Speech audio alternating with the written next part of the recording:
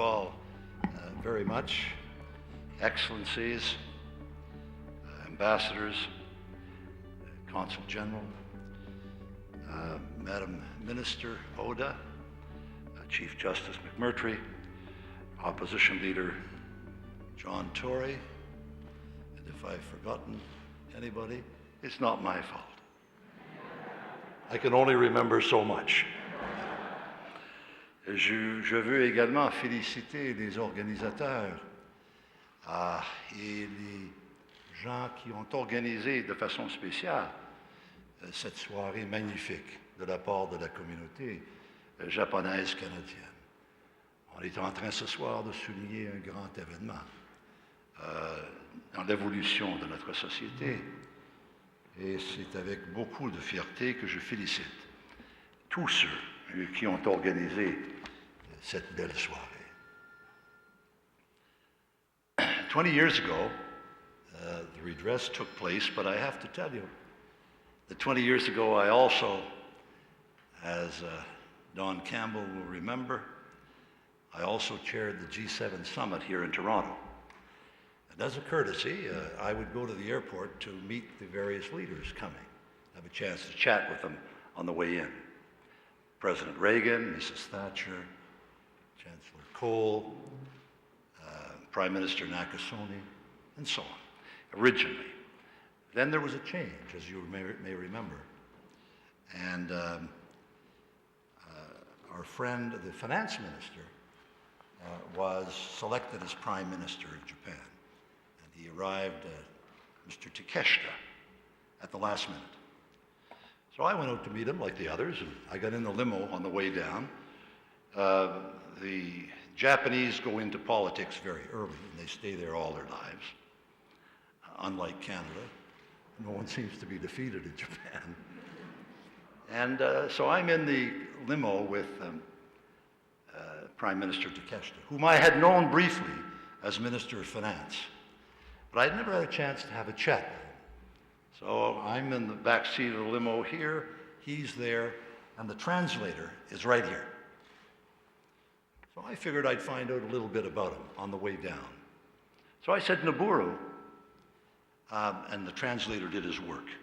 I said, Naburo, did you ever have an experience in the private sector? And as I was talking, the translation was going on.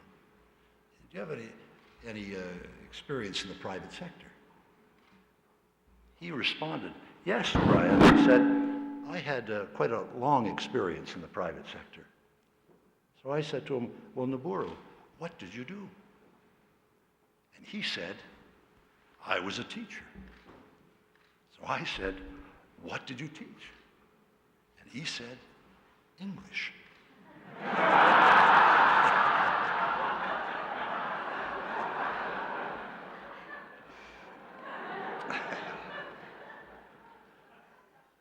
Now, you may remember that we've just gotten a new president in the United States, and there's not much that anybody can advise him right now. He'll learn on the job like everybody does. But one thing I can encourage him to remember is humility. He's got to learn humility.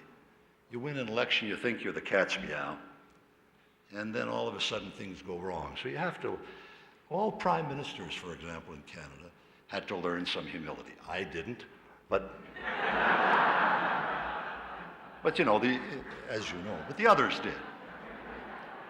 And I once told our present prime minister about the incident involving one of his predecessors, who had to learn as well, John Diefenbaker. John Diefenbaker made his first trip as prime minister to Montreal to speak to la Chambre de Commerce de Montréal Métropolitain, which is a big deal. And Mr. Diefenbaker came down and spoke to the annual meeting in the Oval Room of the Ritz. And he was sitting there with the chairman of the board, and the waiter goes by putting little pieces of butter on the table. And Mr. Diefenbaker, who didn't drink, but liked, you know, bread and butter, said, the waiter, excuse me, sir, he said, I'll have another piece of butter. The waiter said, well, I'm sorry, sir. It's 1 piece of butter per person. So Mr. Diefenbaker said, well, excuse me, but do you know who I am? And the waiter said, no.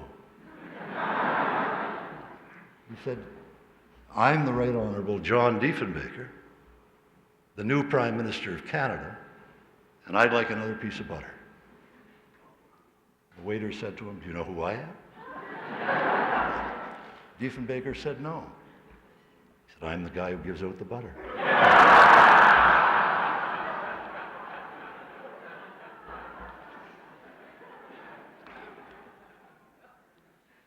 Well, I see Michael O'Shea down here, still traveling with me after all these years. I have to tell you about a time that not so long ago I was over at another hotel and going down to speak at a fundraising dinner. And I got in the elevator, and I've told some of you this before. I got in the elevator and with Michael, and there was a woman in the back, no one else. We start to go down. She said, excuse me, sir. I said, yes. Did anybody ever tell you that you look an awful lot like Brian Mulroney? And I said, well, as a matter of fact, yes, it happens to me almost every day. And she said, gee, must make you mad, eh?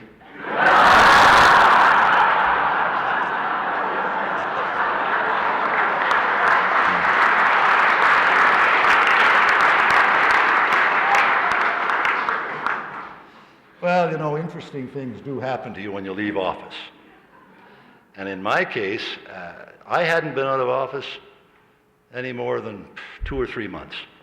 And I was making my first trip to an international board of directors meeting, which was taking place in Orlando. And I got on the plane and off we went down to Orlando, and we got caught in a snowstorm. Big snowstorm from Montreal, and got diverted to Detroit. And I got off the plane in Detroit, and there was a woman there from Special Services. And she said, Prime Minister Mulroney, you go right over there and get on that electric cart. It's going to take you to the back of the hotel, the air terminal, and you'll make it your connecting flight for Orlando. I said, thank you very much. Just as I'm arriving, right there, this woman who was behind me charged in front of me. And she says to the guy guarding the cart, who's about 6'5", 280 pounds, she said, I have to have that cart right now. He said, you cannot have that cart. And she said, why not? He said, this cart is reserved for the former dictator from Canada.